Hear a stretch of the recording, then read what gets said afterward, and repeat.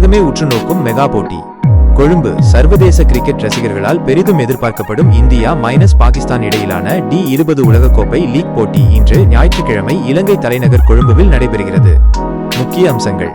நேரம் இந்திய நேரப்படி இன்று இரவு காலை 7 மணிக்கு போட்டி தொடங்குகிறது. மைதானம் கொழும்புவில் உள்ள ஆர். பிரேமதாசா சர்வதேச கிரிக்கெட் மைதானம். பின்னணி இந்தியா தனது முதல் 2 போட்டிகளில் அமெரிக்கா மற்றும் நமீபியாவுக்கு எதிராக வெற்றி பெற்று வலுவான நிலையில் உள்ளது. குறிப்பாக கடந்த போட்டியில் நமீபியாவை 93 ரன்கள் வித்தியாசத்தில் இந்தியா வீழ்த்தியது குறிப்பிடத்தக்கது. ஆர்ஜே பாலாஜியின் வர்ணனை குறித்த எதிர்பார்ப்பு.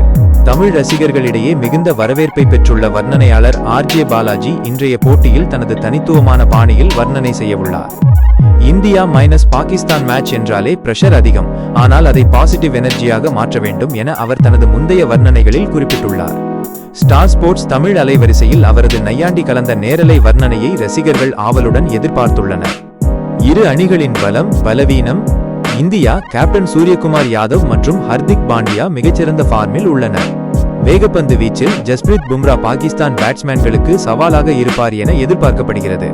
பாகிஸ்தான் அணியை பொறுத்தவரை தொடக்க வீரர் பாபர் அசாம் மற்றும் பந்துவீச்சாளர் ஷாகின் அப்ரிடி ஆகியோரின் செயல்பாடு அந்த அணிக்கு மிகவும் முக்கியமானது. பாதுகாப்பு மற்றும் வானிலை. கொழும்புவில் இன்று மழைக்கான வாய்ப்பு மிக குறைவு என்பதால் முழுமையான 20 ஓவர் போட்டியை காணலாம் என வானிலை ஆய்வு மையம் தெரிவித்துள்ளது. மைதானத்தைச் சுற்றி பலத்த பாதுகாப்பு ஏற்பாடுகள் செய்யப்பட்டுள்ளன.